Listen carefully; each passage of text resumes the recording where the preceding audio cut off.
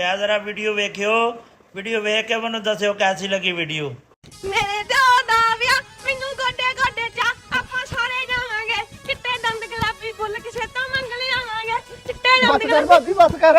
ਤੈਨੂੰ ਕਿੰਨਾ ਚਾਹ ਹੈ ਮੇਰੇ ਵਿਆਹ ਦਾ। ਇੱਕ ਵਾਰੀ ਮੈਨੂੰ ਕੁੜੀ ਦੀ ਫੋਟੋ ਤਾਂ ਦਿਖਾ ਦੇ। ਵੇ ਸਬਰ ਕਰ ਲੈ ਸਾਰੀ ਉਮਰ ਤੇਰੇ ਕੋਲ ਹੀ ਰਹਿਣਾ ਉਹਨੇ ਫਿਰ ਵੇਖੀ ਜਾਇਆ ਕਰੀ। ਓਏ ਕੀ ਕੰਜਰਖਾਨਾ ਲਾਇਆ ਵਾ ਤੁਸੀਂ? ਕੀ ਲੱਭ ਗਿਆ ਤੁਹਾਨੂੰ? ਕੰਜਰਖਾਨਾ ਕੋਈ ਨਹੀਂ ਜੀ ਤੁਸੀਂ ਮੂੰਹ ਮਿੱਠਾ ਕਰੋ। ਮੈਂ ਆਪਣੇ ਨਿੱਕੇ ਦਾ ਰਿਸ਼ਤਾ ਪੱਕਾ ਕਰਨੀ ਆ ਸਾਡੇ ਪਿੰਡ। ਓ ਅੱਛਾ ਯਾਰ ਇਹਦੇ ਨਾਲ ਵਿਆਹ ਕਰਾਉਣ ਵਾਸਤੇ ਕਿਹੜੀ ਕੁੜੀ ਬਣ ਗਈ? ਕੁੜੀ ਕਰੀ ਕਾਹਨੂੰ ਆ ਜੀ ਜਿਹੜੀ ਸਾਡੇ ਪਿੰਡ ਠੇਕੇਦਾਰ ਨਹੀਂ ਆਂਟੀ ਆ ਨਾ ਉਹਦੇ ਨਾਲ ਰਿਸ਼ਤਾ ਪੱਕਾ ਕਰਕੇ ਆਈ ਆ ਇਹਦਾ। ਓ ਭਾਬੀ ਆਂਟੀ ਆ ਉਹ। ਵੀ ਆਂਟੀ ਨਹੀਂ ਗਈ ਉਮਰ ਤਾਂ ਉਹਦੀ 45 ਸਾਲ ਹੈ ਬਸ ਪਿੰਡ ਚ ਨੂੰ ਪਿਆਰ ਨਾਲ ਆਂਟੀ ਕਹਿੰਦੇ ਨੇ। ਓਏ ਭਲਾ ਉਹੀ ਠੇਕੇਦਾਰ ਨਹੀਂ ਆਂਟੀ ਨਹੀਂ ਹੈਗੀ ਜਿਹਦੇ 4 ਵਿਆਹ ਹੋਏ ਨੇ?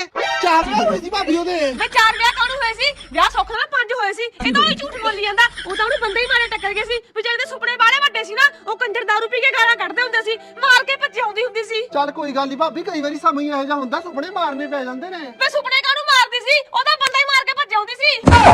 ਦਾਰੂ ਪੀਂਦੇ ਸੀ ਨਾ ਤਾਂ ਕਰਕੇ। ਓ ਭਾਬੀ ਦਾਰੂ ਤਾਂ ਫਿਰ ਮੈਂ ਵੀ ਪੀਣਾ। ਤੇ ਫੇਰ ਕਿਉਂ ਤੈਨੂੰ ਮਾਰ ਦੂ ਕਿਤੇ ਤੇਰਾ ਵਿਆਹ ਦਾ ਸੁਪਨਾ ਤਾਂ ਪੂਰਾ ਹੋ ਜੂ। ਓ ਭਾਬੀ ਅੱਗ ਲੱਗੇ ਤੇ ਠੇਕੇਦਾਰ ਦੀ ਮੂੰਹ ਫੜ ਮੈਂ ਨਹੀਂ ਕਰਾਉਣਾ।